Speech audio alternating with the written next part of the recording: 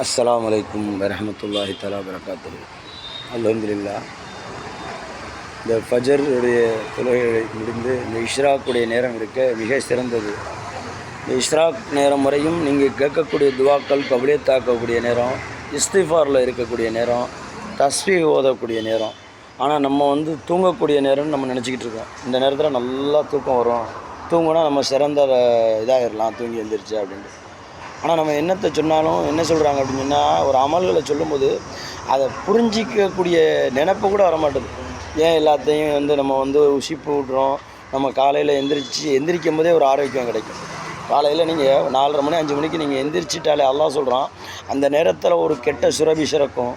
அந்த சுரபி சுரக்காது. அதுதான் இந்த சுகர், இன்சுலின் இருக்க இந்த சுகரு பெரும் நோய்க்கு காரணமே நம்ம அதிகாலை தூங்கக்கூடிய நேரம் நமக்கு நல்லதில்லை.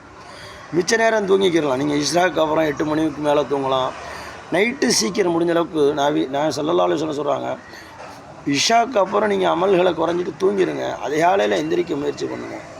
12 மணி 1 மணி வரைக்கும் நீங்கள் முழிச்சிக்கிட்டு இருந்து இந்த இப்போ உள்ள இதில் இந்த மொபைலுங்கிற இதில் அவ்வளோ மோசமாக நம்ம இருக்கிறோம். அதாவது கணவன் மனைவியை விட்டுட்டு இருந்துடலாம், மனைவி கணவனை விட்டுட்டு இருந்துடலாம், அதில் பிள்ளைகள் தாயை விட்டுட்டு இருந்துடலாம், தாய் பிள்ளையை விட்டுட்டு இருந்துடலாம். ஏன்னா பிள்ளைங்கள தாயை ஒரு மொபைல் கையில் கொடுத்துட்டா பிள்ளைங்கள்ட்ட போதும், அந்த தாயை மறந்துடுங்க. நீங்கள் அந்த பிள்ளைங்கள்ட்ட அந்த கேம் விளையாடும் போது கொஞ்சம் நீங்கள் சீண்டி பாருங்கள், அந்த பிள்ளைங்களுடைய எப்படி ஒரு உணர்வுகள் வருது, எப்படி ஒரு கோபங்கள் வருது. இதுக்கு காரணம் யார்? அந்த அப்பவும் சொல்கிறேன், எங்களுடைய காலத்தில் நிலா ஊட்டி சோறு ஊட்டினாங்க, அது இயற்கை. இப்போ மொபைலை விட்டு சோறு ஊட்டுறியே, அது செயற்கை. கண்டிப்பாக இயற்கை செயற்கை வெல்ல முடியாது. நீங்கள் மொபைல்களை பிள்ளைகளை தவிர்த்து நைட்டு இரவில் சீக்கிரம் தூங்கி தஹஜ்ஜத் நேரத்தில் எந்திரிச்சிட்டாலே இன்ஷா அல்லாஹ் உங்கள் வாழ்க்கை சிறப்பாக இருக்கும். நீங்கள் கேட்கக்கூடிய துவாக்கள் கபலியத்தாகும். இந்த காலகட்டத்தில் எது உண்மை எது பொய் அப்படின்ட்டு புரிய வைக்கவே முடியாத சூழ்நிலையில் நம்ம இருக்கிறோம். அல்லாஹ் தான் புரிய வைக்கணும். ஏன்னா என்ன எதை சொன்னாலும் இப்போ சொல்கிறாங்க, இந்த ஷுகர் அப்படிங்கிற விஷயத்தில் நிறைய பேர் பாதித்து தெளிவடைஞ்சிக்கிட்டு இருக்காங்க. அதில் நானும் ஒருத்தன். ஆனால் இதை யார்கிட்ட சொன்னாலும் சரி, இதை நம்ப மாட்டாங்க. ஏன் நம்ப மாட்டீங்க? ஒரு உண்மையை ஏன் நம்ப மாட்டீங்க?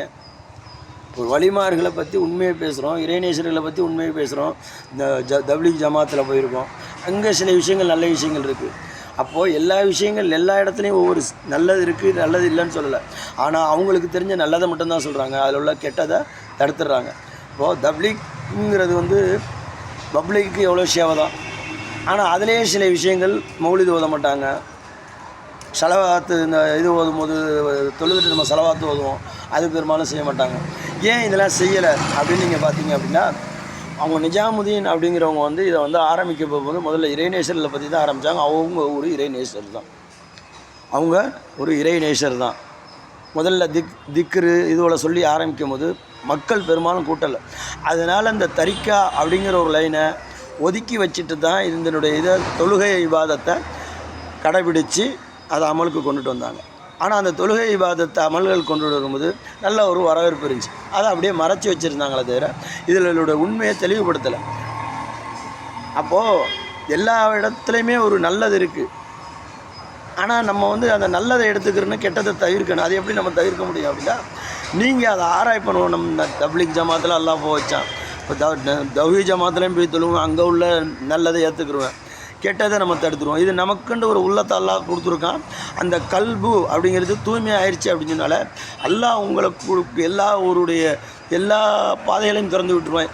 இல்முடைய பாதையை திறந்து விட்டுருவோம். அதை நீங்கள் கல்வை தூய்மைப்படுத்துங்க.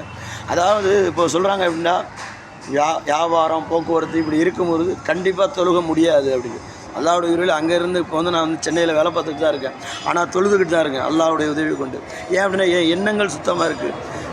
இன்னும் எவ்வளோ நாள் தொழுதுருவோம் பார்ப்போம், இன்னும் எவ்வளோ நாள். ஏன் அப்படி சொல்கிறிய? அல்லாஹ் இனிமேல் நல்லா வைக்கட்டும், இனிமேல் நல்ல தொழுகையாளியாக இருக்கட்டும். ஏன் அப்படின்னு சொன்னால், ஷைத்தான் யாரையுமே விட்டு வைக்கலை, வழிமார்களையும் விட்டு வைக்கலை, இறைநேசர்களையும் விட்டு வைக்கலை. ஏன்னா நாயகம் ஸல்லல்லாஹு அலைஹி வஸல்லத்தை கூட விட்டு வைக்கலை. நாயகம் ஸல்லல்லாஹு அலைஹி வஸல்லத்திட்ட ஷைத்தான் இன்றைக்கி எப்படியாவது வழி கெடுத்துறணுன்ட்டு அவங்க ஃபஜர் தொழுகைக்கு வேகமாக போய்கிட்டு இருக்காங்க, டைம் ஆச்சுன்னு. அப்போ ஷைத்தான் போய் சொல்கிறான், அவள்கிட்ட போய் கேட்குறான். என்ன கேட்குறான் அப்படின்னா, நீங்கள் எனக்கு ஒரு கேள்விக்கு பதில் சொல்லிட்டு தான் இங்கேருந்து போகணும். ஆனால் ஸல்லல்லாஹு அலைஹி வஸல்லத்துல ஒரு இது இருக்குது, ஒரு கேள்வி கேட்டாங்கன்னா அந்த இடத்துல அது பதில் சொல்லாமல் போக மாட்டாங்க. அப்போது குட்டி போடுற மிருகங்கள்லாம் எது எது, முட்டை போடுற பறவைகள்லாம் எது எது அப்படின்னு 2 கேள்வி கேட்குறான். இவன் நினச்சான் பெருசாக இன்றைக்கி வந்து பட்டியல் போட்டுட்டு போகிறதுக்குள்ளே நபி ஸல்லல்லாஹு அலைஹி வஸல்லத்துக்கு ஃபஜர் களவாயிரும் அப்படின்ட்டு. ஸல்லல்லாஹு அலைஹி வஸல்லம் சாட்டா 2 வரியில் முடித்தாங்க.